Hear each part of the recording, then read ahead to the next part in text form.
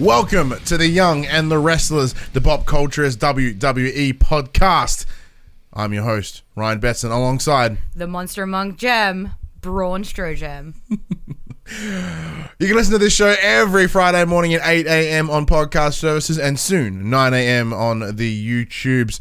If you want to support what we do, head over to the patreon.com/thepopculturist where you can throw some dollar dues our way if you want, or you can also show your love for the Young and the Wrestlers on your body. Head to popculturist.com/shop where you can buy some sweet new shirts, especially the Young Wrestlers logo, as well as some superstar inspired designs. We here are changing the schedule slightly because we are talking about the latest pay-per-view, the Royal Rumble 2019. We literally just finished watching it. Phenomenal. We had a viewing party, so the people were with us, we all dispersed.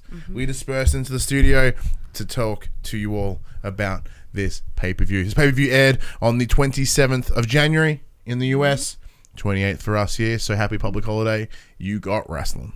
Yeah. So, before we dive into the specifics, what do you think, man? I was stoked. This is the first pay-per-view I've watched in years. So I'm really stoked that it was something that I was able to come into and be happy about, because there have been some pretty rubbish pay-per-views in the past. Yeah, you're lucky you didn't watch like Crown Jewel and stuff. Yeah, exactly it. So I'm stoked. Yeah. I'm a bit baffled that I'm usually wrong with predictions and a lot of them were right. So yeah, we're on the pulse here at the Young and the Wrestlers. Yeah. We know what's up. Yeah. What did you think? I thought it was great. There were some things, some questionable things, questionable, not outcomes, but it was just questionable outcomes. And I want to like sort of break them down and discuss them a little bit as well. Break the walls down, as white people would say. Or burn it down and beat it up and do the things and get these hands. I want to like talk out my thought process, and that might be able to help me understand it a little bit better, is what I'm thinking. But so what we're going to do is we're going to go through the card bit by bit, and then we'll sort of break down each thing and what we think and how this is going to sort of interact with everything around it. Now, before we get into this, the card itself, there was a match that did take place that wasn't on the card. It was in the pre-show. It was, I don't think it was a championship match, but I think it was just a match. Okay. So it was Bobby Roode and Gable versus Akam from the Authors of Pain and Scott Dawson from the Revival, because Razor is injured. Okay. And they're like, well, let's just put Dawson in there. What a very weird match. So obviously the winners were Bobby Roode and Gable, unsurprisingly. Very weird match. There wasn't a televised, as in it wasn't like recorded anywhere. It was there, like it was all commentated and everything. It's just weird plunk in the middle of the pre-show. Okay.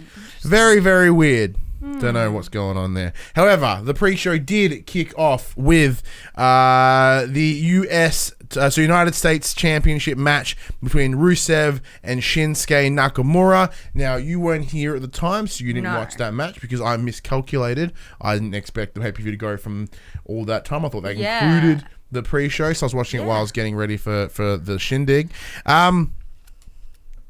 So, from what I saw, seems a pretty by-the-numbers match all up until sort of the last moment. So, Shinsuke did some dirties. He did a little bit of some dirties. Lana gets on the apron, starts accusing him of cheating, starts blaring in his face, getting right up in his business. Yes. Shinsuke, while Rusev is down and out, gets up, starts blaring at her back. Yeah. Rusev stands, pretty much goes for the tackle.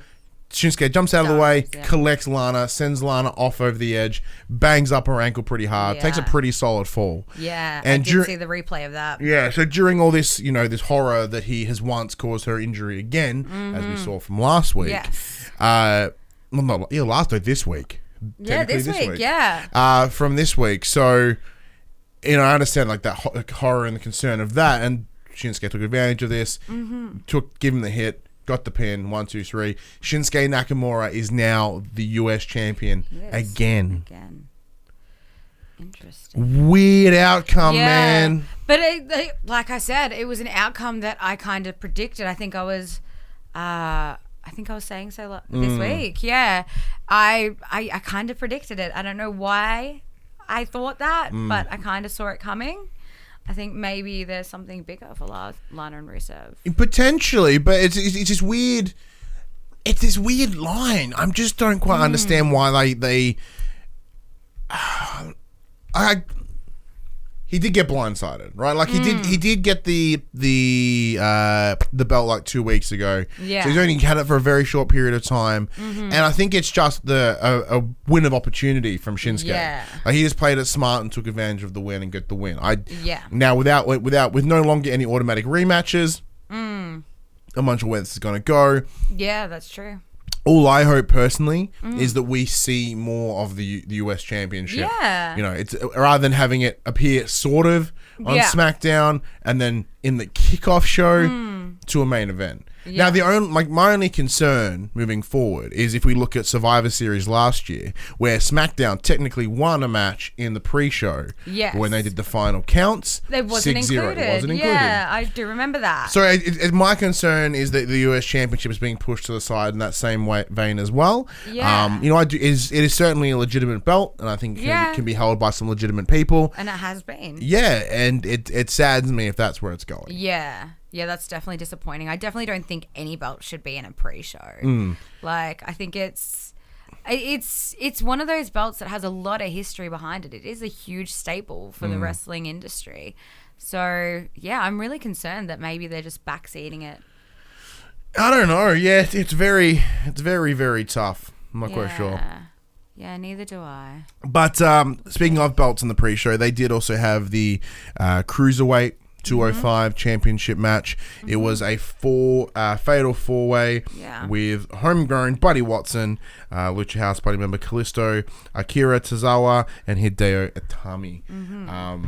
So, spoilers, Buddy retains, as predicted. Which we did see reviews of. Far out, that match was so much better than I anticipated. Yeah. It was fast, it was vicious. There were, like, some exceptional moves from these guys.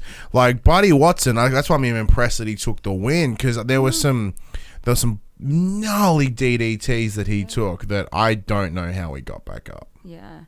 I only saw, obviously, previews during the Rumble itself, and it looked like a pretty full-on match. Like, I think it's something I'll go back and watch. Yeah, I would recommend you go back and watch it. Yeah, like, for sure, because it looked full-on. It was one of those matches that made me go, ooh, I need to watch 205. Yeah. That's pretty much what it was, and I think we might have time for that in later in the year. So, with Fox taking over the rights for SmackDown, it looks like they'll be moving the show to Fridays. So Saturdays for us, which means we'll have to change our recording day and the day that we post our show, but that'll change according to later in the year. Yeah. We'll get to that here when we get to it. So for that reason, I think 205 has moved to Tuesdays. Okay. So they are getting in the your prime time watch window rather than sort of having it behind everything else, which is pretty cool. Yeah, definitely. All right. So we'll get that out of the way, mostly because it was pretty cool. It was like a pretty rad match. A lot of cool stuff happened, but once again, for us not following the 205 storyline, we don't know where they're going with this or what this outcome entails. Doesn't mean you can't be entertained still. That is true. Now, the main event, the main show kicked off impressively with the SmackDown Women's Championship match between Becky Lynch and Asuka. Yeah. Now, Asuka being the current champion at the time of the beginning of the match. What did you think, man? Obviously, I hadn't looked up the card initially, so I didn't know what we were starting with. Because I didn't. Yeah. When we ran through the order on the last episode, I think that was just the order as it was listed. I don't think that was the actual showing order. Exactly it. So obviously, first thing you hear is Becky Lynch's music. You're like, yes, what a great way to start a pay-per-view. Like, this is gonna be phenomenal, and it was. I was super stoked on the match as a whole. Like, I think. I don't know. It was just good. It was just so good. Yeah. Like there was a lot of intensity in the match because we know that like Asuka only just having the belt, so for her this is about retaining. This is about earning. This is not just properly having defending. the belt. Exactly. It's not just having the belt. This is proving something. The return of having that incredible winning streak to then lose that at Mania. So this for her, this is more than just that. And for Becky, it was, I didn't lose this belt. I didn't lose it technically fairly, with Ronda coming in and causing some havoc, which surprised me. I thought Ronda may have done it again, but she didn't, to her credit. But yeah, no, this was a damn solid match. There was some good airborne stuff. There was a lot of rough and tumble, including Asuka using the disarm her, and Becky using the Asuka lock, there was a lot of. I absolutely love that there was so much back and forth between their submissions. Like they've clearly studied each other and they've clearly learned how to counter getting out of those moves, or even knowing their own moves that well. So the second that Asuka tried to get the disarm her on Becky was immediately out of it. Out. Full on counter. So they've clearly studied each other. So I think that's what helped make it such a phenomenal match. Is that they're not playing around. Like they're in each other's heads. They're on each other's movesets, and they know like how to get around one another, which is phenomenal to see, because that's what you want to see, is a really fast pace, like rough and tumble. Like sure, there was some brutal hits and there was some massive leaps, but that just literally just rolling around on the floor trying to grab at each other, I found awesome. I'm all into that. It was great. It was honestly an unexpected outcome, man. So the winner by tap out. I was not expecting that either. Was Asuka. So Asuka retains. Becky tapped out. Becky tapped. That's the actual fuck. That I definitely was not expecting. I had predicted that Asuka would retain the belt. I feel like she had a bit more to prove than Becky did. That's just my personal opinion, obviously, coming off that huge winning streak and then just, But I never in my wildest dreams thought Becky would ever tap. And like as soon as it happened, we were screaming like, Becky, no! Like I believe I actually swore it out. Yeah, you really did. See, the problem for me with this match in particular was the potential different outcomes of it, right? It was certainly a win-loss. It was a win-lose thing for me, right? As in, I'm like, shit, if Becky wins, that's fantastic. She's the champion again. But like, how are we going to get her? Because what I want to see is her take on Rousey at Mania. Yes. So if she wins, then that's near impossible. Like there's no way, because different brands and whatnot. There's no way to cross them. Belts, yeah. So the other way, I was like, okay, cool. Well, maybe if she loses, because I don't think that may not work, because the draft was after Mania. But so they'd find a way to get her in there. Yeah. Like they'd have to get her in there somehow. Yeah. And without the belt, it's a bit more easier. There's a bit more of a loophole there. Yeah. So, it was very mixed emotions for me going into that match. Yeah, definitely. And I can't, like, I'm still on a high from it all. Like, my brain's just still processing everything that went on. So I'm just like I may sound really flat, because I'm tired and because I exhausted all my energy. There was a lot of screaming. There was a lot of jumping around. I was slapping the floor at times. It was a wild afternoon. Yeah, no, there was lots of yelling. My voice is a bit sore. Yeah, we're pretty wrecked. Yeah, so worth it. It was a lot of fun. It was a solid match. I really enjoyed it. Yeah. So one of my biggest hype moments, I'd say this, because as I was, as she lost the belt, I'm like, fuck, what does this mean? This can't be good. And I'm like, hang on, wait. If she doesn't have a belt, she can join the Rumble. Yeah. Granted, the order would have been set in stone at that point. I'm like, there's got to be a way you can slip her in there. But, that it was that weird kind of, that was literally reaching at the stars. Like, reaching, going, please give me this. In some way, I'm praying to the man. Yeah. Make it happen. But we'll get to the Women's Rumble in just a minute. Next up was the Raw. No, it wasn't. It was the SmackDown Tag Team Championship between the current champions, The Bar, versus Shane and Miz. So the Schmiz. The Schmiz. I absolutely loved the entrance. Obviously, first person to come out was The Miz. Yep. And he comes out in a baseball jersey that has Miz and Mac on it. And I was just like, yes, Miz. Like, I am all about this right now. That was like my... Straight away, I was just like, yes, bring it on. I'm all about these guys. Because that was the thing that they've been talking about for the last couple of weeks was the idea of what, weirdly, what are they going to wear? Yeah. That seemed to be... Because The Miz is a showboat. Yeah, that seemed to be a real sticking point for The Miz. So we were, I was certainly wondering what they were going to do. But no, he went the simple approach. He went with, going with what Shane does. So Shane came out in his usual get up. Yeah. But obviously all red to go with the Rumble. Yeah. It was awesome. It was good. I loved it. So, as they enter into the match, into the ring, they do all their spots, which is beautiful. And then as Miz comes around, we see that his father, is ringside. Yep. That was, I was a little bit like, oh, Daddy's there. That was really sweet. That was awesome. No Vince though, so there's that. Yeah. But to see the Miz's dad there, that was something powerful. Yeah, definitely. And then Shane walked up and gave him some gut loving as well. Yeah, that was super sweet. I loved it. That was a good way to start, definitely. Yeah, it set a really good, warm feeling. Yeah, warm, loving time. Yeah, it was lovely. Then Cesaro's music pops and Sheamus's music pops, and they come out as the bar in some exceptional PopC purple, might I add. Yeah. So I appreciate them listening to the young and the restless and being aware of the pop culturist. Thank you very much to not just the bar, many of them. PopC purple seemed to be the theme of the outfits. Everyone was rocking PopC purple. So it'd be like the Rumble, the whole theme is sort of red. Everybody's going to be in red. Nope, it was PopC purple all over the place. Purples Corey everywhere. Graves was at the announce table in PopC purple. Yeah, I really appreciate that. That's very sweet of them. It's very, very sweet. They're clearly into it. Yeah, so when they rock up, and what I love. The second that bell hit, Shane O'Mac just fanged it at Sheamus. Yeah, straight. Fanged it. He's no holds barred, man. Like there's the minute the bells go, Shane is on it. Yeah. And that's what I love about him is he's even being an older dude, he is ruthless. He will beat the crap out of somebody like that. Yeah. And it is so good.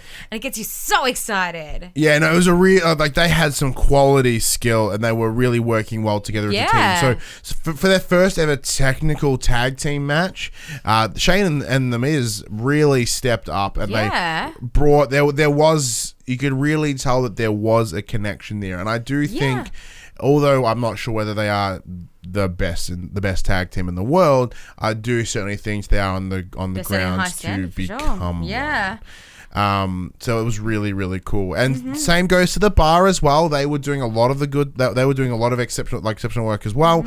They were doing a good hunk of the, where you cut the ring in half, you don't let them get to the other side sort of stuff. Definitely. There's a lot of that going on, which was really good. So I remember us distinctly screaming that Miz needed to tap Shane. Yeah, get him he needed in, to get him in. Yeah, we were screaming.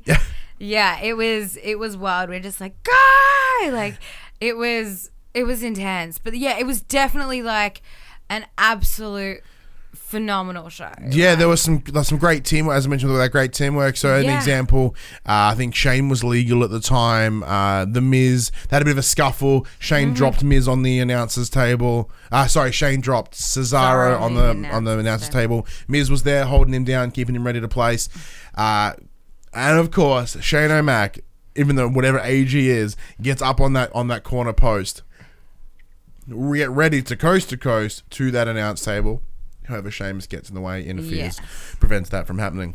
I think for me, though, the best part of that match was the finisher. The thing. Before we get to the finisher, there's the other moment as well. Where as a team, they get both Cesaro and Sheamus in the corner. Yes. Down, like in their lap, one in the other. Cesaro was in Sheamus's lap. Yeah, they're just taking a bit of a beat down. They're sitting in the corner.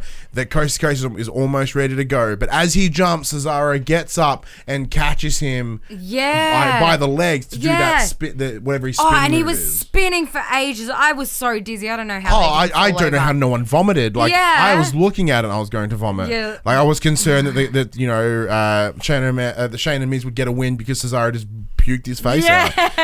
But, I almost forgot about that. That was intense. I don't know what that was, but I'm still dizzy. It was just thinking about it. It's just like he was gone for a good minute. Yeah, and I don't know how to get out of that. Like if I get up too fast, the room spins. Yeah. So I don't know how you spin for what felt like a minute. Yeah. And then not hurl and then just get up and keep going. Yeah, full on. Christ, I'm dizzy thinking about it. If you want to jump into that finisher. But that finisher, so as always, Shane O'Mac has to go to the top rope. And that's what I love about him is he's just, again, balls to the wall, like just no fucks given. And he was up on the top rope and he does this little cross thing and I was like, oh, here we go. He's going to, wait, there's nobody in a corner. He's not going to, what's happening here? And then next minute, backflip. I was like, almost perfect. Like I would consider it a 10 out of 10 shooting star press. Like if there was a crowd, it would be 10. Yeah. Like, it was phenomenal. Outstanding. It was the most amazing thing I've seen that man do in his entire career. Yeah. It was phenomenal. It landed perfectly and he got the pin for the win. Yeah, as he lands, I believe it was on Cesaro at this time. Like he gets that hit. Cesaro had fucking no idea what was going on. Yeah. Gets the leg up, gets the pin. 1, 2, 3. We have the new SmackDown Tag Team Champions. Far out. It was such a good outcome. I was moved emotionally. Yeah. I was impressed with the match. I think what moved me the most though was when they got out of the ring and over to Miz's dad and they made him the titles and they put his arms up and it was just that was beautiful. That was a beautiful moment. And Dad's there in his The Miz t-shirt, like being proud dad. That was really, really sweet. It was awesome that they got to share that because as The Miz had shared in the past that his end goal was to always impress his dad and to make his dad proud. And the one thing he mentioned was that the only time he's ever really heard the potential of that was with Shane McMahon at Crown Jewel during the World Cup tournament. Yes. So to be able to have that moment and to share that moment and to see the pride in his son, in his eyes, as in the Miz's father's eyes at his son was just, as a father myself, that was incredibly moving. Super heartwarming. Phenomenal match. Definitely, it was so good. It was definitely a highlight of the event. I was very happy to see the belt change. Yeah. That was good. Because having, no offense to the Bar, they are a good tag team and they have certainly earned the run they had with it. But I'm so glad it's gone elsewhere. Yeah, definitely. Next up was the Women's Rumble. I'm unsure. I'm pretty sure. I have a list, but not in the order that they happened. I'm pretty sure. Because we weren't expecting it to be. No. Wow. I'm just going to go here. Now, I'm unsure whether... Man, everything just has it in, sporadic fucking order. Like, none of them have the actual order of the show. I'm pretty sure it was... the Women's Rumble. We'll go with that. We'll just say it was the Women's Rumble. Pretty positive it was. Because, we weren't expecting it to happen that soon. And then there's, I think, another 2 matches and then the men's. Because was it 4 normal events? No. So in that case, it was the Raw Women's Championship. Because then it was the Rumble, 2 matches, then the Men's Rumble. Okay. So Raw Women's so we saw the Raw Women's Championship match between Sasha Banks and the current champion Ronda Rousey. Man, this match was relentless. Very similar to how Shane Rain just has a punch microphone. Just straight in there, and it was off the chain straight away. Straight up. A lot of a lot of anger, a lot of hostility, a lot of beatdowns. Like, they were at each other. Yeah, like it was a strong biff between the two. Now, we understand that coming into this match, there was that animosity with Sasha being very unhappy about how she was spoken to by Ronda. But, you know, as we discussed, Ronda entirely within her reason. Yeah. You know, she did no wrong. Yeah, exactly. Rousey did no wrong. No. Yeah, and then Ronda Rousey just came in just being... She is coming so far within this wrestling scene. Yeah. You know, I can't compliment her enough. Yeah. So we are this. It's pretty much a year to the day where we first saw her come out at the end of the 2018 Women's Rumble, point to that Mania sign, and we knew where we were going to see her. Yeah. In the first big old match. Exactly. Yeah. No, it was. She has done so much and has been so good in the last 365 days. I do think it's very likely to go down in history as one of the best to definitely agree with that. She's definitely one of those hard workers. She's clearly at it. She's in it to win it. She's working her ass off to prove that she belongs there. Sure, like, she's just come in and it's all sort of been handed to her, but she's proving to everybody that she's working hard to have it. Yeah. Like, you know, she's not taking that job lightly. Spot on. So this can just be seen how she's growing as a wrestler. You know, when you look at her first her first match with Kurt Angle and Stephanie McMahon and Triple H in the tag team match, mixed tag team match, at WrestleMania last year. She was very groundwork. What she did in MMA was a lot of flying punches. It was a lot of close encounters, a lot of submission stuff. Yeah. As she's progressed, you can clearly see that she's studying and learning her fellow competitors, because we're seeing her get up on the ropes through those jumps, to getting some impressive. Like, we saw her take a huge superplex. Yeah.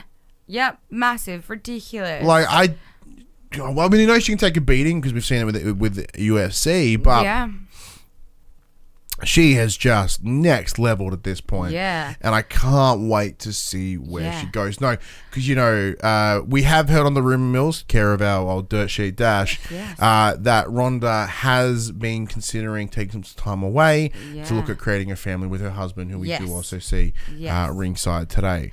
And that's totally valid. And I, you know, if what Dash has for us is in fact true, I would like to see that, but I would also, it's that weird line. You want to see? I would like to see more out of her.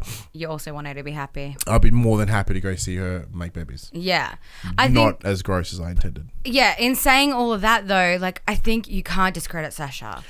Sasha Banks did a phenomenal job at taking that fight to Ronda tonight. Like, it was next level. You could tell that she had been, you know, learning and studying and practicing what Ronda does, and she was getting into those close encounters and getting into the biffs and throwing the punches and, you know, pulling the submissions on her. So it's as I said, coming up to this pay-per-view, we were starting to see the power of the bank statement. Like, we know it is a strong submission move, so it was really impressive to see moments where I genuinely thought Ronda was going to tap out. Yeah, and it was much like our first match, obviously, with Becky and Asuka, where there was a lot of groundwork and a lot of countering each other's submission moves and pulling out of them, and obviously, again, like, trying to use each other's submission on each other. Like, there was a lot of that really fast-paced, like, down on the ground. Like, it was another one of those, like, nail biters where you're like, holy crap, this is going to go either way and I can't pick which.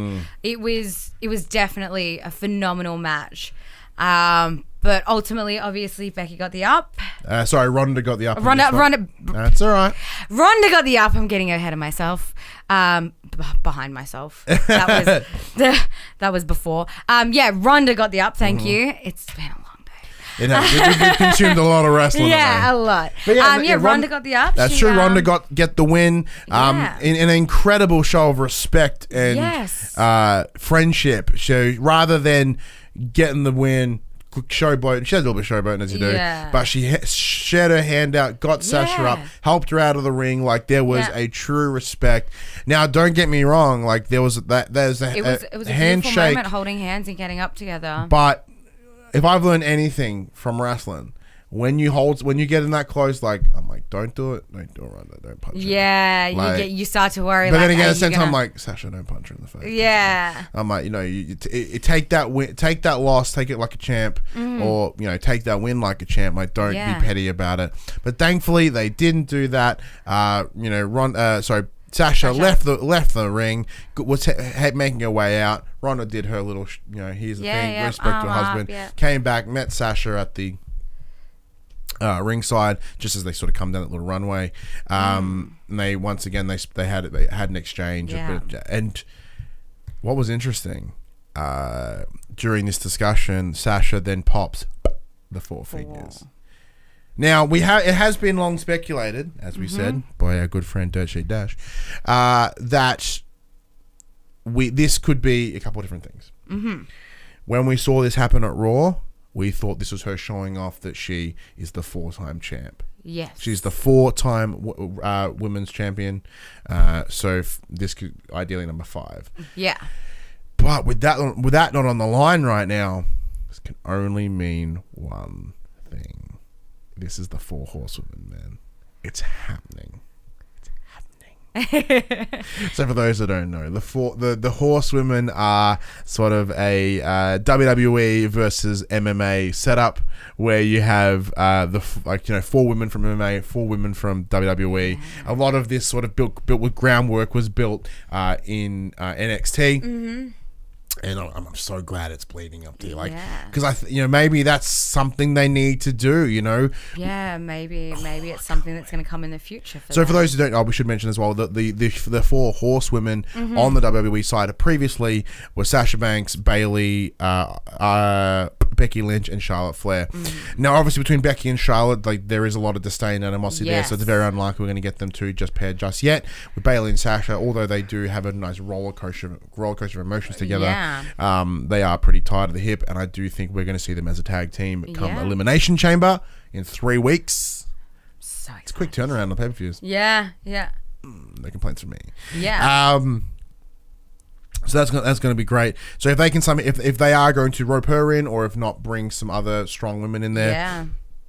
So that makes me wonder who the 4 horsewomen of the MMA will be. Yeah. The ones I can think of right now are the likes of I know nothing about MMA. Well, there's Ronda's there, of course. We've got Shayna Baszler. Not Shayna Baszler. She's not. Is she MMA? No, I'm thinking of Sonya Deville. But even then, she's like, I don't think she's in the. If they want to have a strong 4-on-4, I don't think she makes that cut. Yeah. So I will consult with the Dash, and see what he can hunt down for us. What comes dirt down, he can dig up. Yeah, exactly. What info he can get up for us in regards to the 4 MMA horsewomen, because I can't wait to see this, and I do hope. Although I am keen as F for what could be the main event of WrestleMania. Seeing this. But that it could all eventually tie into something later on too. So as we you never know in the WWE. Like, we don't know what's going to happen. So it's all speculation. Very clearly, Sasha Banks has plans, and Bayley's connected to those plans. So what we're going to see in the next couple of weeks, I believe, will be them tying their way together to get to those other women and to get them together and get them on their side. Yeah. And I do think, I personally believe that Sasha Banks and Bayley are the best chance to be the women's tag team champions. So I think if they can get that tag team under their belt, and then they can use that as not like a buying tool, but like a show of legitimacy to speak to the likes of Becky, the likes of Charlotte, and to get them to come together. Yeah. Especially with the women's tag team going cross-brand. Yeah. The options here are pretty endless. Yeah, and definitely. It makes me very, very happy. Yeah. But yeah, I'm big keen on that. Then we had what I thought was going to be the main event. I thought it was going to be the final Rumble, but no. Instead, it was the first Rumble of the day, which was the Women's Royal Rumble. It was. 30 ladies. 30 ladies. 30 ladies. So it opened with NXT upcomer to the main roster, Lacey Evans, which was your pick in our sweep. Yeah, she was my pick in the sweep, which she obviously came out. She spoke some smack, talking about she came out and delivered a pretty exceptional sort of bitch slap to everybody else, like a nice verbal bitch slap in the idea of, look, it's just I'm here to clean this shit up and just do a better job than any of you. Yeah, exactly. It basically saying you're all classless, and I'm going to bring real class to this division. I'm going to clean it up. And yeah, I was kind of like, yes, like I'm gunning for this. Like, you are really. Let's hope you can walk the walk that you're talking. So Lacey was met with our number 2 entrant, who was Natalya. Obviously Natalya is a powerhouse, so Lacey had herself cut out. But I think Lacey had the upper hand in the beginning because of her height. I think being a bit taller. Can I borrow that for a second? You can. A quick skim of those numbers. Yeah, a bit lankier. Yeah, I think she just, her and Natalya had some like proper biffing going on. So yeah. Yeah, so then impressively good start. Yeah, it was a really good the first pick too. Yeah. Like, not who I would have predicted as the first two, because the first two are normally what I would consider key favorites, or people that that they believe may go. Yeah, it was definitely a surprise. Yeah. Now Natalya has recently shown incredible skill, especially at TLC. She showed a real strength towards the Riot Squad. Yeah. And it was really solid matches back then. Lacey Evans, it's a massive start for someone that's coming out of NXT. Yeah. This was her first match as an official WWE superstar on the main shows. So incredible way start. For her start. Next came in was Mandy Rose, Rose. All a bit but then impressively, in comes Liv Morgan. And then out goes Liv Morgan. It was the first elimination. Boom. See ya. She was shocked. It was hilarious. The look on her face was just complete bewilderment, and it was great. I was like, yeah, good, bye. So what I think we'll do is we'll just run through all the entrants, and then we'll have sort of a big sort of open chat. Yeah, after that it sort of gets a bit. There's a lot that goes on. So so it said Lacey, Natalya, Mandy Rose, Liv Morgan, as we mentioned, Mickie James, Ember Moon, who coming into this was my hot favorite. Billie Kay from the Iconics, Nikki Cross, Peyton Royce from Iconics, Tamina, Zia Lee, who I'm not sure who she was. It was sort of a nice, cool intro. So Sarah Logan, Charlotte Flair, Kairi Sane from NXT, Maria Kanellis. She's one of our old. She's from my side of the wrestling. She's from the old days. I was absolutely gushing. I was so excited to see her back for a little bit. Yeah, definitely very impressive. Next, I was Naomi. Candice LeRae, another NXT superstar. Alicia Fox. Casey Catazano. A woman from American Ninja, or what was it called? Yeah, she was on American Ninja Warrior. So she was putting on some good theatrics. She did some cool stuff while she was around. Yeah, so similar to, as we saw last year with Naomi, who managed to dodge an elimination by just sort of smartly playing, not touching ground. Which she did again this year. Casey gave a run for money. Yeah. Casey did not just she almost like monkey climbed her way back in. Yeah, on one of the turnbuckles. Yeah, the turnbuckle posts. Phenomenal. Zelina Vega, who come out dressed as Vega from Street Fighter. Amazing. Awesome. And spent a hunk of time under the ring. Spent a good time. We'll get to that in a minute. Spent a good time under the ring. They're really Ruby Riott, Dana Brooke, Io Shirai. I'm not sure who she was, but she was my assigned sweep. That went well. Rhea Ripley, who is on Aussie. Yeah. She's currently wrestling in NXT UK. Yeah. Holy powerhouse. Actual shit. She is massively tall and an absolute powerhouse. I need to watch more of her. Yeah, she got some power behind her. Damn. Sonya Deville returning for the first time in what was almost a year was Alexa Bliss. Bailey, Lana, Nia Jax, and Carmella was last. So, before we get into the big thing that sort of happened at the end, there was some interesting things, as you mentioned. So, Zelina Vega spent a big hunk of time under the ring. She sort of played a sneaky and snuck her way out and thought she could hide underneath. Little did we know that Hornswoggle was under there at the time. Where else would it be? Because that's where he lives. Yeah, exactly it. He did come out, caused some kerfuffle, chased her around, got her eliminated. And then chased her out. And then chased her out of the Phenomenal. venue. It was awesome. It was great to... It was very interesting because as we were sitting there in the room, we were watching it going, I remember when Hornswoggle used to, when Hornswoggle used to wrestle. We were actually talking about him being like in the rumbles and being under the rings and stuff like that. And then next minute he pops out next to Zelina and we were just like, yes! This is phenomenal. It was awesome. And there were some really great people that some other great things that happened. So, when Billie Kay did enter, she chose not to enter the ring. Yeah. She chose to hang out. She's like, nope, I'm waiting until Peyton gets here. I'm not getting in there. So she's waiting by the entrance sort of there. So and next up comes Nikki Cross. Nikki Cross comes banging it around that corner. Yeah. Stops, yells at everyone, sees Billie, picks her up, wangs her into the wall, and then just drags her into the ring. Yeah. No. So she pushed her into the thing and jumped in the ring, and then Billie Kay come racing in after her. Yeah, she was pissed. Yeah, she was pissed. She chased her, and then obviously Peyton Royce came out. So. One of the big standouts to me, as always, is Kairi saying, no one can elbow drop like her. That was a phenomenal. What she can do in air. So, what impresses me is the jump. And like the ability, the muscle control to pull yourself in the air to get that hard lock. So she jumps into almost like a not like a Superman, like a starfish almost, but then push her body up to get the elbow and then deliver it. So she railed Sarah Logan in the face.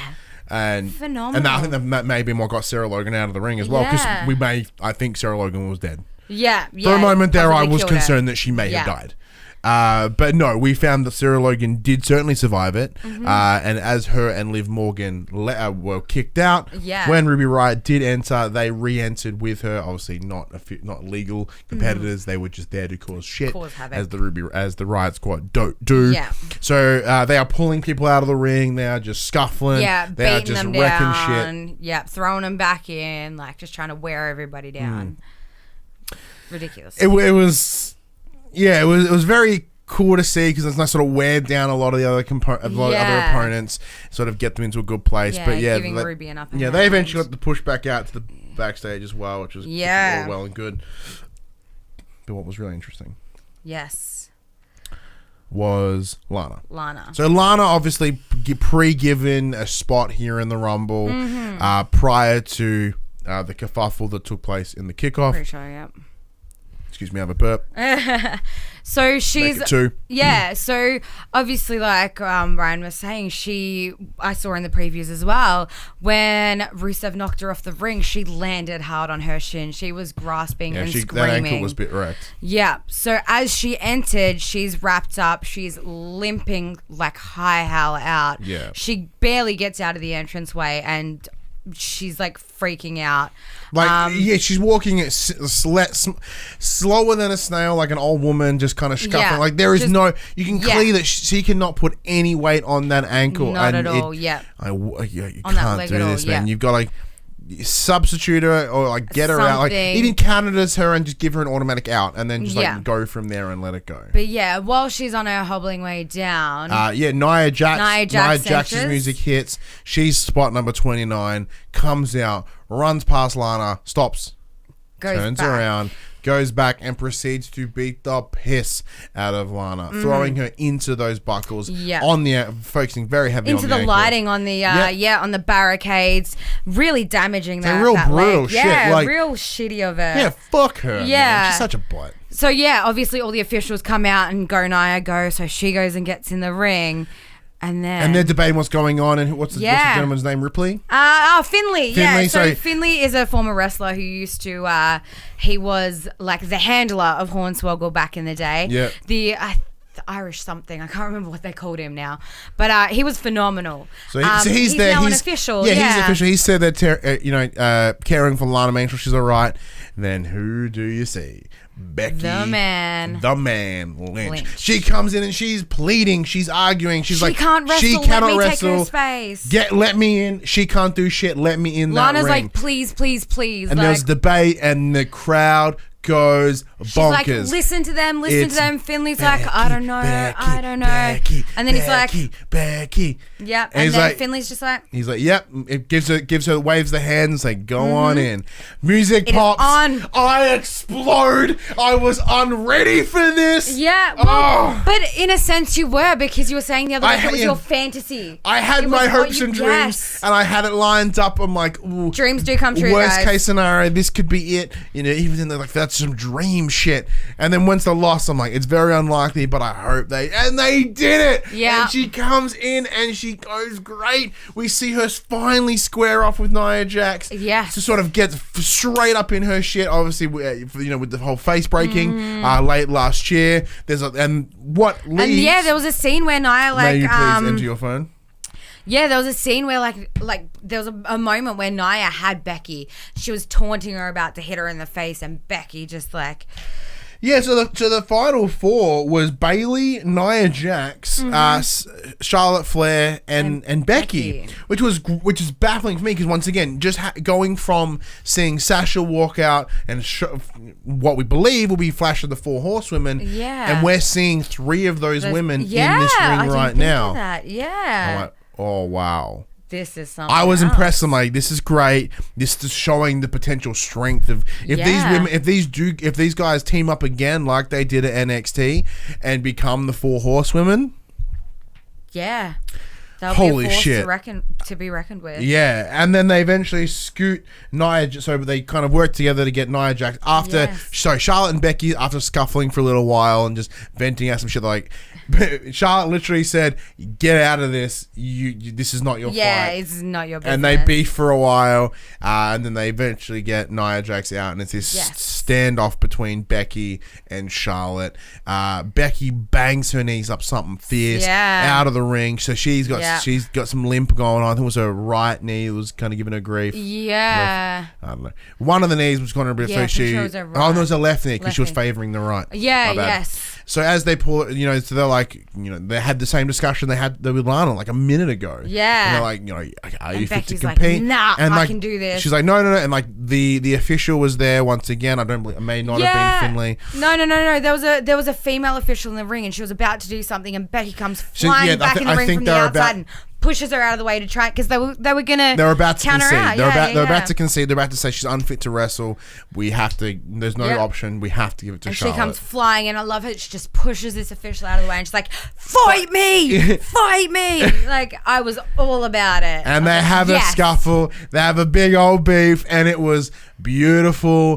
It was everything I wanted. It was phenomenal. Charlotte gets fucking airborne over that rope. She hits the ground. Boom, boom. And Becky Lynch is the winner of the 2019 Women's Rumble. She's on to WrestleMania to fight the champion of her choosing. It can only be Ronda Rousey. My dreams came true. I prayed. I'm not a believer of a higher power, but I pretended to just to get this. I did it. Prayed to the man. I prayed to the man, and the man delivered. Oh, I could have cried. I honestly could have cried. Dreams do come true. It was so awesome. Phenomenal. I believe phenomenal. I almost lost. I just exhausted all my energy in that Rumble, because like the next match was also great as well. Yeah, but phenomenal. I was just like drained because I put everything in. I think we all were. We were losing our minds for that Rumble. It was, the next match. Even though we were all in it, we were kind of like. Because I'll say it before and I'll say it again. The women right now are the better division. Are beyond they're just beyond the men at this point. Yeah. So watching this, like, I was just in, and I was like, it's so good. Yeah. And then to get the outcome that I wanted, and like the unexpected outcome as well, because as we mentioned, like I thought Charlotte may have it, but I was hoping that someone the likes of Ember Moon would get in there. Oh, we should also mention as well that 2K19 got it really wrong. Sonya Deville did not win. They also predicted that Rusev would retain. They also predicted the Bar that would the Bar would retain. So thank you very much, 2K19. You predicted very poorly. Oh, except they got the Asuka right. They did. They did say Asuka would retain. So you can't. One for three. Yeah, exactly. So, I'm even thinking about it right now. Like I'm beyond ecstatic. I can't. I'm gonna watch pay-per-view again later. Yeah. Definitely gonna rerun it. It was so good. I may watch it again today. Yeah. So good. And that moves us into the first of the two men's belts. So we'll kick things off with the WWE Heavyweight Championship between AJ Styles and the current champion Daniel Bryan. The new Daniel Bryan. So this, compared to what we've seen, this is where we see a lot more of these guys' talents as wrestlers. Yes. For them, it was a lot of groundwork. It was a lot of hustle. It was a lot of, it's a lot of submission holds, a lot of kicks and punches in there. There were some like flying knees, all that sort of stuff from the likes of Daniel. There was a lot of brutal kicks to one another. Yeah.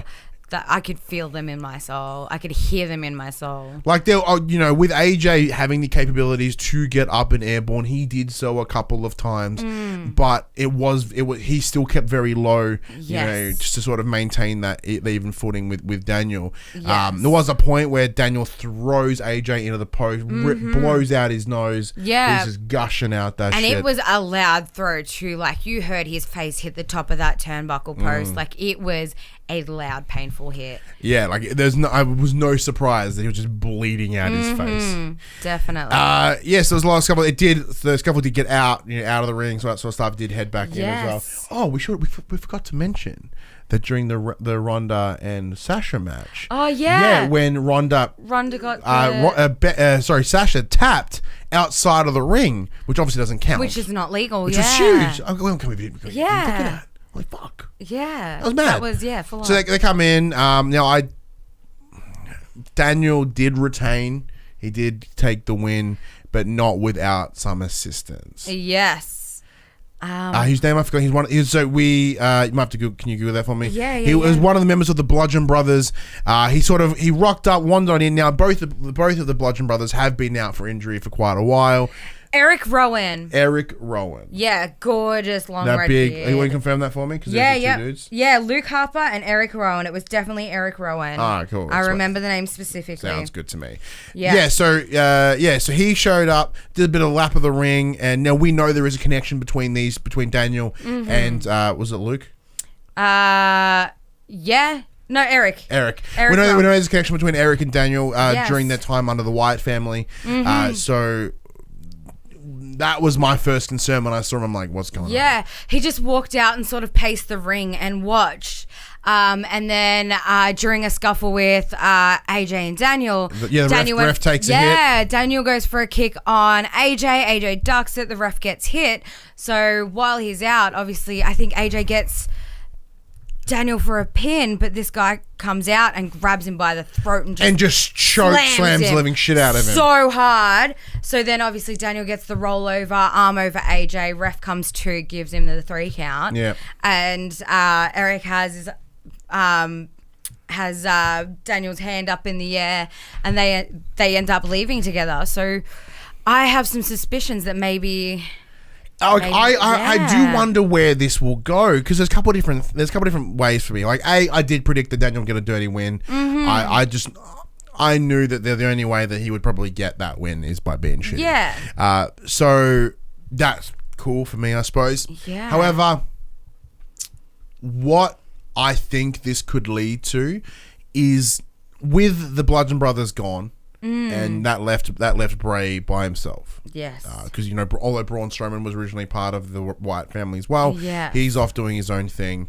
Daniel's doing his own thing. Yeah. The Wyatt family kind of dissipated. So it kind of left Wyatt in this weird place. And then he went and and then they got injured and then they left, and then Bray Wyatt also got injured as well, and we haven't seen him since.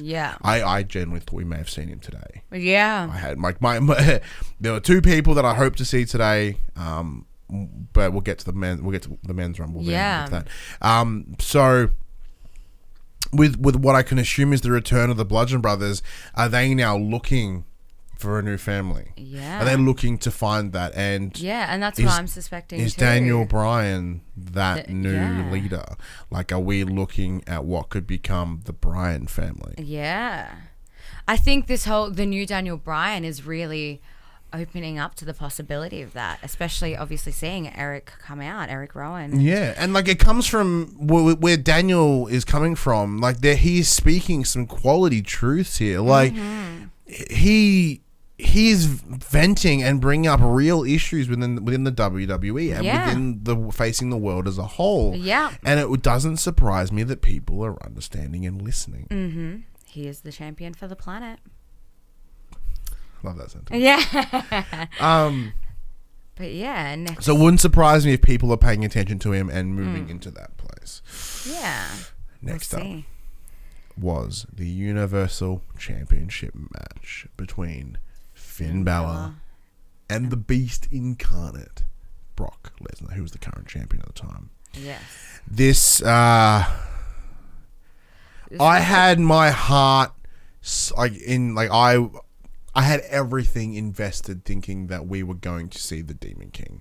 Because knowing that, that Finn would need something huge to get that win over Brock. And I was like, okay, cool. He's doing, he's gonna happen. I understand that every time he pulls the Demon King out, like, part of it, it's one of those things, like, when you let the Demon King overcome, he said it before, when the Demon King overcomes him, he loses a little bit of him. So I understand the reluctance to have that out, but when you need that extra push, when you have to fight the biggest dude, why not pull that out? But I guess maybe it's one of those things, like the internal conflict of I'm not going to let that happen. Well, I don't think he needed it, to be perfectly honest, because he came off the bat so strong. He took the fight to Brock straight away, and I was so impressed because this is not a Finn Balor I've seen. I haven't seen this. I've seen this Finn Balor. I haven't seen it yet. I haven't seen that intensity, that fast, hard hitting. Like, he was just all over Brock. And Brock, like, off the bat was just, I think it took him a while to recover because he was just so stunned by how quick and fast. Obviously, like Paul Heyman said last week, like, we haven't had time to prepare for Finn. So I think it really took Brock by surprise, which I was quite shocked to see that bewildered sort of look on Brock's face. You don't see him like that. He's always so, calculated and so pulled together. And I was really, really impressed with what Finn came out with. It was really solid. And then Brock proceeded to lay down what he does best, giving suplexes. There's a guy in the crowd with little number signs counting them. It was amazing. His big throws, like doing everything he can to sort of take Finn down. To get him off of his feet, to get him back on the ground. If you knock him down, like, that's where Brock can sort of kick the butt. So he slinks out. So they still get the match, which gets into the outside, where Finn proceeds to boot Brock into the corner. Like, he takes what looks to be the corner of the table to his dick or dick region, and super twice, powerful. In succession, super heavy, and massive hits.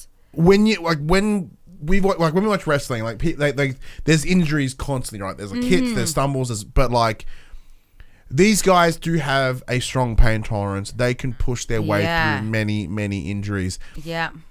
And the way that Brock was grabbing his groin, I'm concerned that he's ripped his dick off. He definitely has some sort of like lower abdominal groin injury. He was clinging to that. You can see it happen. Like, he's like, there are moments where he's trying to pick Finn up to get that plex, and he's staggering because he can't hold the weight. His leg literally gives out underneath him because just the shooting pain in his side, which you don't ever see from Brock Lesnar. Honestly, he was injured. honestly, this gave me a whole additional level of respect for Brock Lesnar. Yeah, definitely. The fact that he fought through such pain was... Oh, spoilers. Brock retains. Yeah. So obviously Brock does end up winning. But yeah, the fact that he powered through it and he's still throwing suplexes through that pain. F5s. F5s. Obviously, match does conclude. He gets a bit handsy and has to brutalize Finn a bit more. Because I think it was a tap out, yeah? It was, I believe so. Yeah, I believe it. Because in the flurry of it, I was like, I was emotionally ruined watching this. We were very upset that Finn ended up tapping. We were screaming, I missed the tap because I was just in this flurry of things and I missed the tennis and hear this ding ding ding. I'm like, what the fuck is that? Like what's going on? And like he tapped. Yeah, tapped out. Finn did tap, which was not at all what I expected. That was I don't know. Yeah. I was devastated. I definitely was. But yeah, proceeding just Brock just starts suplex sitting him, suplex after suplex. I think the total count for the match was 7 suplexes. Thanks to that guy in the crowd. Thanks, guy in the crowd. Yeah, thank you. You're the real MVP. But yeah, F5s just couldn't help himself. So obviously Finn was left sort of a damaged mess. If anything, this shows me that he, even through his injury, A, he was able to push through, and 2, he sees Bella as a legitimate threat. So this is more of a concern of it's this weird thing. It's like, I'm not just gonna beat you. I'm not just gonna win. I'm gonna beat you. Yes. And that was the dirty. That was just gnarly. Yeah. It was raw. It was brutal. Exactly. So I don't know. I think they had to scrape Finn off the ground and bring him out the back. So now once again, during this moment, I'm like, oh, maybe we saw it with Becky. Maybe Finn can unleash the demon and come back to the Rumble and win and go back to as Mania. much as I would have loved and go back to Mania and show him again and bring in the demon maybe for the last time and fucking dominate that dude. Would have been but no, he was so dead. He was definitely dead. He was 100% dead. Yeah. But yeah, that was really, really impressed with that match. Yeah. So yeah, that was phenomenal. Definitely another one of those ones that you're just like, this main event was just second to none. Absolutely phenomenal. But that brings us to the main event. Main event, which in this case was the men's Royal Rumble. So should I just read out our entrance first and then we can talk through? Yeah, it sounds good to me. All right. So the men's started with Elias in the ring with his guitar as always, and he was greeted by Jeff Jarrett. Jeff Jarrett, who was our number 2 entrance. Interesting, but we'll get to that. Then we had Shinsuke Nakamura, Kurt Angle, Big E, Johnny Gargano from NXT. Yeah. Jinder Mahal, Samoa Joe, who was my sweep, Kurt Hawkins, Seth Rollins, Slides O'Neil, can't wait to get to that, Kofi Kingston, Mustafa Ali, Dean Ambrose, No Way Jose, Drew McIntyre, Xavier Woods, Pete Dunne from NXT UK, NXT, Andrade, Apollo Crews, Alistair Black from NXT, Shelton Benjamin, who I haven't seen in a while, Baron Corbin, Jeff Hardy, Rey Mysterio, Bobby Lashley, Braun Strowman replacing the injured John Cena. Yeah, so before we jump in, so John Cena did receive an ankle injury during the match last week, so he was forced to pull out, bringing Braun Strowman in. Yeah, and then the return of Dolph Ziggler, who's been away for about a month or so. Yeah, Randy Orton, and then R-Truth, who was beaten during his entrance and replaced by Nia Jax. We'll get to that. Yeah. So it was interesting at the start because with Jeff Jarrett, one of the pioneers of the sort of musicians within WWE, it was great to sort of see these two dudes come together. Yeah, and obviously being who he was and talking about how he was the greatest musician in the WWE back in the day, Elias proposed a duet. Yeah. And everybody was all for it, but then obviously Elias, being Elias, decided, no, I'm going to beat the living crap out of you and throw you out of the ring. And whack you with a guitar. Yeah, and whack you with a guitar. So yeah, that was an interesting start. It was definitely a fun start. Let's see who. Yeah, so Shinsuke. Yeah, Kurt Angle was a big pop for us in the room. Yeah, we were all. My son, everyone like, you suck. You suck. He didn't last long, and I wasn't expecting him to, but it was a nice addition. Yeah, no, he was the second to be eliminated shortly after. Not too bad. There was some really strong NXT guys coming in, which I was really happy with as well, especially after watching NXT TakeOver last night. Yes. That was like, there was some you need to watch. I need to watch it. Yeah. Like all my friends like Dash and Buddy and Benny, and they're like, you gotta watch it. Yes. You gotta watch the takeovers. There has never been a bad takeover. Yeah. And I've been hearing good things. I can agree with that. Like that's like the handful that I have watched, I am yet to see a bad takeover. So give me more of that. Let's see. There were some interesting things. So Titus O'Neil. Yeah, so Titus O'Neil obviously came out and he's sprinting to the ring and stops himself before he gets to the ring. And our buddy Kurt Hawkins who hadn't entered yet, was hiding under the ring, similar to Zelina Vega. And Titus was like, the fuck? So he went under after him, which was pretty phenomenal. I think that was really, really well played. It was good to see. He's like, you're doing just it making fun of himself is great. He's that was very so much fun. Man, Drew McIntyre. Ridiculous. When he came in at the 16 spot, I'm like, that's right in the middle. Like that's a solid place for him to. Yeah. In order for him to draw that spot. Yeah. Beautiful. Because he come in, he delivered like 3 consecutive Claymore kicks. Yeah. Like powering him out, dropping dudes, and then just winging them over the edge. It was really, really brutal to see. Super strong. Pete Dunne also came through and did a bunch of awesome stuff as well. Yeah. Let's see who else. Those we got NXT there. guys were throwing some serious moves. There was some like like Aleister Black. He is a strong dude. Yeah, like he. Yeah. Because what I did love is like, even though the whole point of the Rumble is to play it smart and get everyone over the edge, but people get really emotional when they run in that ring. Yeah. Like you see, especially the Rumble, you're out there to hurt somebody, to break them down, to prove that you're the better athlete. But even then, it comes from like at the end of NXT, the takeover yesterday, like there was a big old brawl. Yeah, I saw that. And you can tell that people they were still raw. Yes. Because when any of the NXT guys entered that ring, they went straight off. And they just like heat seeked on another NXT dude. Yeah, pounded the piss out of him. Yeah. It was great. Let's see. So then Jeff Hardy came out looking like a salmon condom. That was really weird. That was awkward. But what made me so happy was when Braun Strowman's music popped, he walked in, because once again, we've not seen him in a couple of weeks, because he was off after that like brutal elbow injury from the hands of Drew McIntyre, Baron Corbin, and Bobby Lashley. So in order for him to finally be fit enough to come back, because once again, being very emotional, he goes straight for Baron Corbin. He lost that, he lost his US Championship match because of him. He got jacked in the arm because of him. We didn't get to see him properly go down at Survivor Series because of him. So when he grabs him by that neck straight away, they have a bit of a beef, and he pegs him over that top rope. The self-satisfaction I got out of that, because I myself am quite a large Braun Strowman fan. It was awesome.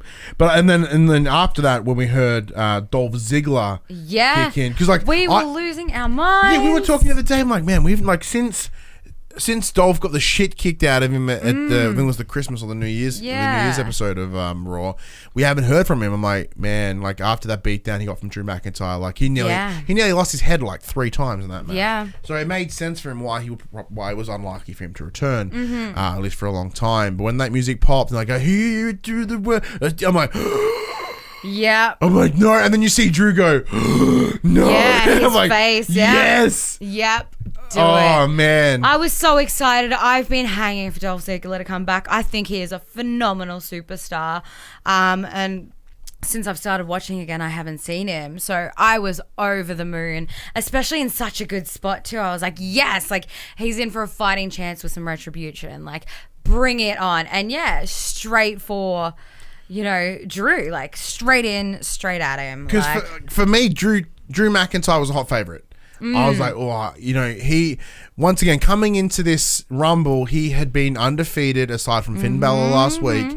You know, he is just a dude. He's the dude that fucks dudes up. Yeah. So I was positive that he He's was the going to be bulldozer. like a 1 or 2, like as in he was going to be right at the back end of this, and if not, come out with the win.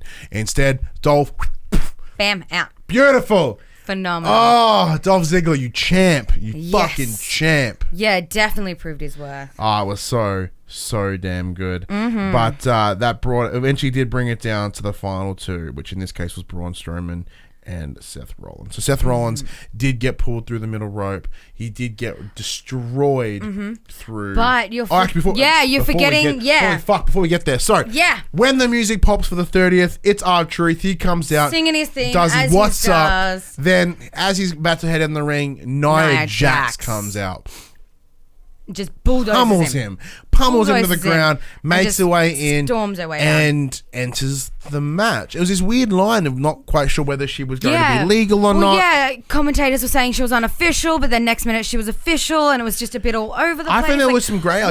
Because she threw Mustafa Ali out, and it was deemed as a legal thing. Like, he was eliminated, and I was a bit like, but she's not legal, but she's legal, but she's not legal. Like, what's going on here? Yeah, like I was unsure whether this is going to fall into some line of, you know, where are we going to have to see some repeat. James, my son's banging at the door like it. He'll probably be in here in a second. He has to break that door down. But like, there was this weird, I found there was a lot of grey area. Like, I wasn't unsure. Like, I was really confused. I'm sure we were loud and being like, "What the hell was it?" Like, so we may have misheard what the commentary was saying. Yeah, it was a mix. Yeah, So she comes in, eliminates like 2 people. Yeah, gets right up into some people's shit. Like, I think and obviously the men aren't going to hit a woman. Come on now. Like, Mustafa Ali was ready, like, and they pulled their punches, understandably. Yeah. And that ultimately was his out. Yeah, and that's what got him out of the ring. And there was this weird sort of setup where no one was willing to make the moves. People were getting all up in their business. Not for Dolph Ziggler. Fucking super kicked her in the side of the face. Yeah. Eventually. Yeah, I think she had like Ray up or something like that, and Dolph Ziggler's like, wow. So like, bam, straight in the face with a kick. Who got lined up for the 619? Either way, Nia got someone, bit of a scuffle, throws him into. I think it might have been Braun. Maybe in Braun. Yeah. So I forget who gets thrown into the ropes. So I'm 619. I'm like, is she gonna 619 someone? I was straight away like, she's gonna get ready to do it, and when he's about to, she's just gonna clothesline him or something. That's exactly what happened. So she's lined up this person on the side. Oh, that she like picked him up or something. Was it Randy? Oh, it was too. It was Randy. So they were Randy and her were eyeing off. I'm like, hey, if you're gonna RKO this woman, you made my new favorite superstar. And he did try to, and she pushed him off and like knocked him down. Yeah, and he lost his balance and fell into the ropes. Yeah. And then she goes, all right, Ray, get that 619 action going on. He's like, okay, does the run up, and as he grabs him, pegs him, throws him over the edge, he's out. Yeah. Randy turns around. No, I'm pretty sure she had him on her shoulders. Yeah, and that's when Dolph clocked her in the face. Yes, my bad. Yeah. Yes, that's when the boot comes in. She drops, but not like a bit dazed, I think. And then Randy delivers that RKO. Yeah, there was a few. There was a 619 in there. She copped a few hits that she deserved. Oh, like it's this weird place for me. Mm-hmm. Granted, I don't condone the hitting of a woman or of a woman hitting a man. I believe in self-defense. She hit first. I agree. Credit to the guys for firstly doing that, and I guarantee they checked the rules like, is this legal? Yeah. And they've gone, yes, legal. So she made the choice to enter that match. So she was open to what she got. Now, also, I have a lot of animosity towards her as a person. I was very happy to see a lot of those get delivered to her. I was bashing the floor like, yes, take that. And my son was like, yes, yeah, because he's really into it as well. Yeah. So he was enjoying it. Yeah. So like, it was a weird it was a weird setup for me. I'm like, if she needs to come to here, to get a beat down. Like, there are women that can do this. Yeah. Like, why it's this weird line. I'm like, well done for taking the initiative to get to enter the men's rumble and become an official entrant and then take a beating. But you know, it does hold my theory that maybe one day she'll take a wig off and it'll just be The Rock. And I thought that may have been the case. You're like, it's Nia Jax, this is weird. It's The Rock! And then The Rock wins the Rumble, goes on to Mania. Like, that would have been an amazing turn of events. That's what I would have wanted to have seen. But then she gets thrown out. And so Seth Rollins, after being decked through a table earlier by, I forget by who, maybe Braun. No, it wasn't Braun. No. Someone got up on one table and was it Bobby Lashley? I think so. It was Bobby Lashley because Bobby Lashley got eliminated, took it out on Seth, due to their history. Yeah, because I think Seth eliminated Bobby and then Bobby got shitty. Yes, Bobby yanked him through the bottom rope so that he wasn't eliminated. Proceeded to pound on him, cleared two of the announcer's table, picked him up, threw him from one table to the other, wrecked him. Seth was out. He was out so long, it's almost like we forgot that he was there. Yeah, and then he snuck his way in, got into a kerfuffle, and ended up just launching Brock over that top Braun. rope. Braun, her say. What did I say? Brock? My bad. Yeah, he managed to get Braun out. There was a solid scuffle. There was on the apron where both of them were over. Yeah, a lot of back and forth on the apron. It could have gone either way at any point. I was literally on the edge of my seat. We were literally sitting on the edge of our seats. It was a phenomenal Rumble. There was so much going on in there for me. I'm like, although I dig Seth and I'm glad Seth has got the win and he's on his way to Mania, and I can only assume, I can only assume he's taking on Brock. Like, because this is the thing. So in the past, Seth has straight up yelled at Vince's face, like, what's with this part-time champ bullshit? I think he used an example of like this, this amount of times has happened more than Brock has been here with the belt. So if there's anyone that can dismantle Braun from the top, it has to be Seth. It's a great win, and I think he totally deserved it, especially after all the shit that he has faced in the last 12 months with the likes of Roman Reigns, with the likes of losing 2 belts, with the likes of losing Dean Ambrose as a friend and an ally. This is a great place for him to be, and I can't wait to see where we move to between now, because so from here on we've got Elimination Chamber and then Fastlane, and then we've got Mania. So there's a lot of time between now and then to sort of get him ready to take on Brock. And I can't wait to see it. Yeah. What do you think? Phenomenal. I definitely think so far to date, this has been my favorite Royal Rumble. It was, obviously I watched a lot back in the day, but for me, it was just another stepping stone into why I'm in love with the WWE universe, why I love watching wrestling, because it is... you see the passion in these people when they go through this. Like, you could just see it in his eyes when he was standing there pointing at that WrestleMania sign that he's, he's fighting for this. Like, not just as, an athlete, but like as a person. Yeah. Like, his whole heart and soul is in this to win this. So I absolutely loved it. Everybody was on their A game today. Yeah. Like, everybody was just phenomenal. I mean, exceptions to like Liv Morgan, who got thrown straight out within seconds. But it was definitely, there was a lot of unexpecteds, which I loved. Yeah. I absolutely loved. Like, obviously you're always going to make predictions. Some of them are going to be right, and you're like, yes, awesome. But yeah, there was a lot of things, a lot of pieces that are getting put into place for things to happen in the future and leading up to other main events, and I am really excited to see where this is taking us.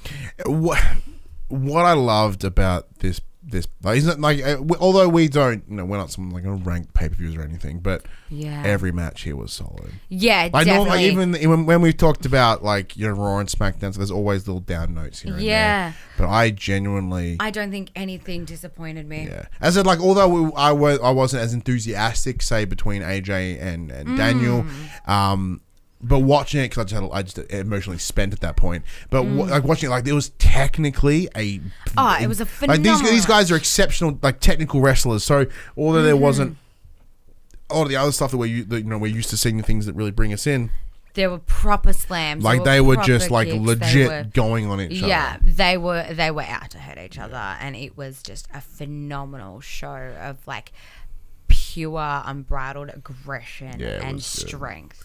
Yeah, it makes me really excited knowing what we're going to see as we move into as we move into Raw tomorrow, SmackDown on Tuesday, on Wednesday for us, and then on top of that, as we move into Elimination Chamber, and we're going to see the first ever Women's Tag Team Championship matches. That's going to be awesome. I'm so excited because I watched the last Elimination Chamber. Good. Yay. Keen. Very, very keen. But let us know what you thought of the 2019 Royal Rumble pay-per-view. We absolutely loved it, and we thought it was exceptional. We will return to our regular programming with the next show coming up on Friday at 8 a.m. on podcast services and 9 a.m. on the YouTubes very, very soon. We are waiting just for some final little bit of work on that one to get a nice little intro video down, but it's on its way. If you want to show love to Pop Culturist, you can head to popculturist.com/shop where you can buy the Young and the Wrestlers merchandise. And if you love us a lot, head to patreon.com/The Pop Culturist. Throw a couple dollars our way and help support the Young and the Wrestlers. But until the next one, I'm Ryan Betson. And I'm the monster among Jem, Braun Strowgem.